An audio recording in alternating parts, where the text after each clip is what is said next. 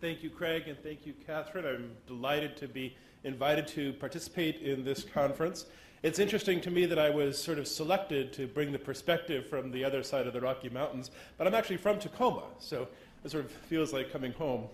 All right, let me make sure this thing works. Nope. Aha! All right. I put up this slide. This actually is a slide that I've had in my presentation for a lot of conferences around the country, but there's something new here. This is breaking news. Last week, Holland and Hart expanded into Alaska.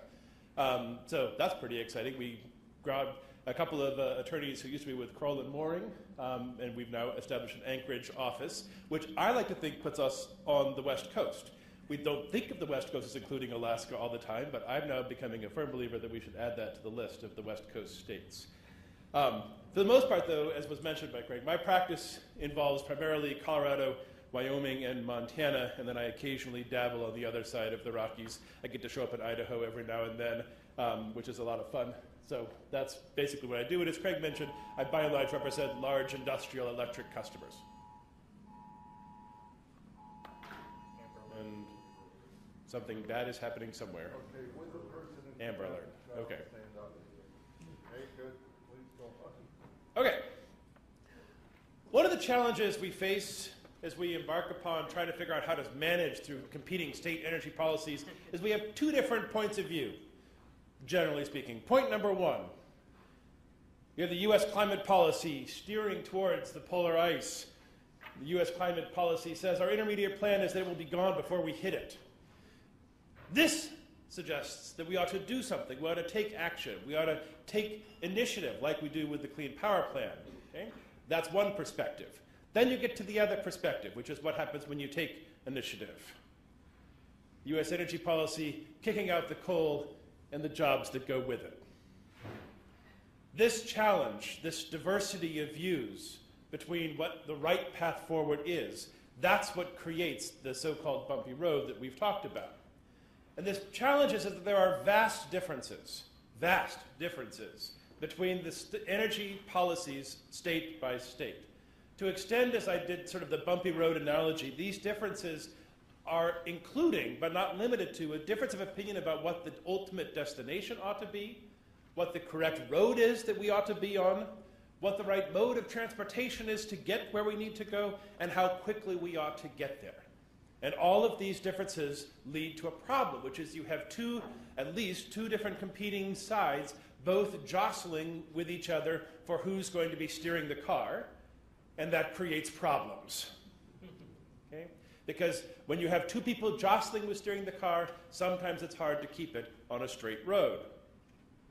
So, let's talk about a couple of illustrative states. So I want to spend some time talking about Montana, Wyoming, Washington, and Oregon as sort of illustrative examples of the differences between the perspective on the other side of the Rockies and the perspective over here in terms of how energy policy ought to move forward.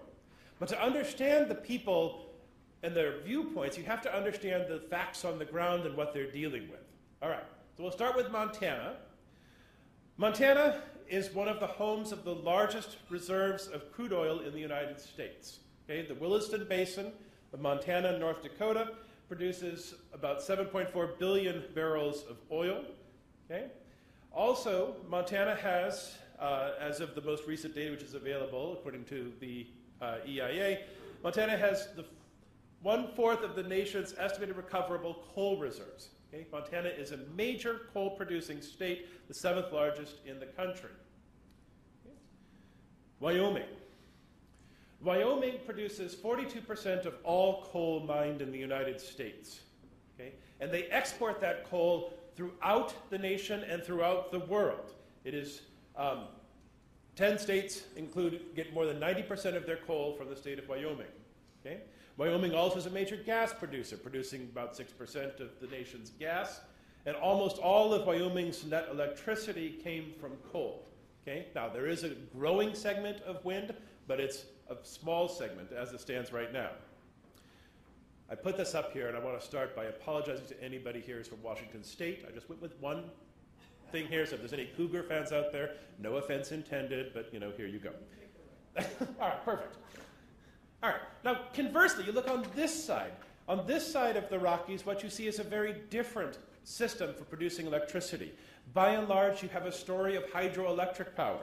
Okay, the Grand Coulee Dam on the Washington Columbia River, this is no news to anybody here, largest hydroelectric producer in the United States. Okay. In 2015, Washington was the leading producer of hydroelectric power in the nation, also a growing wind producer. Oregon, okay, again, apologizing here to anybody who is on the other side of the Oregon process, but Oregon, similarly, hydroelectric dominated. Okay? One of the great and wonderful natural treasures of the Pacific Northwest is the hydroelectric resources that Oregon and Washington enjoy, which allow this region to look at things from an electricity perspective very differently from the folks on the other side of the Rockies who don't enjoy that wonderful resource. Oregon also has growing geothermal potential, and interestingly, according to the EIA, one of the highlights they mentioned was a lot of electric cars, consistent with the presentation we had earlier today. So we have differences of the way these states operate, differences of the way they produce electricity, but it goes deeper than that into the actual differences in the way their economies operate. Okay? So I looked at this and I thought this was interesting information. Now I want to talk about the importance of mining oil and gas to each of these different states. And I put up the 4 states that we're talking about here, Montana, Wyoming, Washington, Oregon. What you see there is the population, the 2016 population, according to the Census Bureau, and then the number of jobs that are listed, according to the Census Bureau, according to the Bureau of Labor Statistics, in mining, quarrying, oil, and gas. Okay? Montana, okay, relative to what we're talking about here, 1 million people or so, 8,200 jobs in this sector. But look at Wyoming, okay? 500,000 people. Now, for perspective purposes, that's like taking the population of Tacoma and Spokane, taking those 2 populations, getting rid of the rest of the state of Wyoming, and then spreading those 2 cities out over the entire state. That's what Wyoming looks like, okay? Very small number of people over a vast amount of state, but okay, a giant percentage of them are tied into this industry. Washington and Oregon, many more people, much fewer people involved in the mining and oil and gas sector. Wyoming in particular, I think, is a very useful illustration to sort of understand what this means in the real sort of sense. They commissioned a study that was done, and it's listed as the Center for Energy Economics and Public Policy. That's part of, it was a group that was done out of the University of Wyoming. And what they concluded out of this, and sort of the bottom line point here, is that if you look at the state revenue that comes from the coal mining sector, this doesn't include any of the other minings, doesn't include any oil and gas, okay? The state generates over 11.2% of all of its revenue from the coal mining industry. Now, to put that in perspective in terms of the importance, the state of Washington altogether, okay, I looked this up earlier today, all of the manufacturing in the entire state of Washington, from Boeing on down, makes up about 9% of the state of Washington's economy. Okay? So when you talk about we're not going to go to coal anymore, for someone in Wyoming, that's like saying to Washington, we're going to eliminate all of your manufacturing jobs, and they're going to be gone. That's a significant thing. You need to understand the importance of that and the perspective of that from the people on the ground there, which is very different from what's happening here on this side of the Rockies. All right, so when you look at how those economics, I want to talk about how that translates into politics. And I found illustrative and interesting the statements from the websites of the 2 governors. So I went to the Wyoming governor website and said, now what does Governor Meade say about energy policy? And then I went to Washington and said, okay, what does the governor of Washington say about energy policy? And here's what Governor Meade says, okay? In order to meet the challenges ahead, Wyoming must lead in the development, production, generation, and exports. Create affordable, abundant, reliable power and fuel production. Maintain and grow energy market share. And innovate by adding value to resources, okay? We're going to produce, and we're going to export. We're going to do more, and we're going to do more across the board. Now, translate that in comparison to what we see in Washington. Okay, and this comes up from the Washington Results Washington and their Goal 3, which is relating to sustainable energy and a clean environment. And the whole theme of Washington is less. We're going to have less greenhouse gas emissions from electrical consumption. We're going to reduce electrical, we're going to increase the load served by renewable energy. We're going to make sure that load growth is replaced by conservation. Okay? The focus of the two different perspectives could not be more different. Then you translate this governors and what the governors say from that, and you look at, okay, well, how does that translate into legislation? How does that translate into in-the-ground politics? Okay? This was a bill introduced in the Wyoming Senate this year, in this session. Okay? The bill requires electric utilities to produce 100% of their electricity from non-renewable sources. It's the anti-RPS bill. Okay, and this wasn't sponsored by a group of sort of off-the-beaten-track crackpot folks in Wyoming. This was sponsored by some of the leadership in the Wyoming legislature who were trying to make a policy statement. Okay? Now, this bill ultimately did not get out of committee. It got assigned. It's probably going to go to an interim study because it was, I think most everybody appreciated, largely a symbolic act. But it shows the real challenges that the politicians in Wyoming face when they see their core constituencies and their economic well-being being threatened. Montana, we had a lot of talk this morning. We went through a little bit of the conversation about coal strip. Coal strip is all the rage in Montana. I had the privilege of being asked to do a presentation to the interim committee on energy in Helena a few months ago.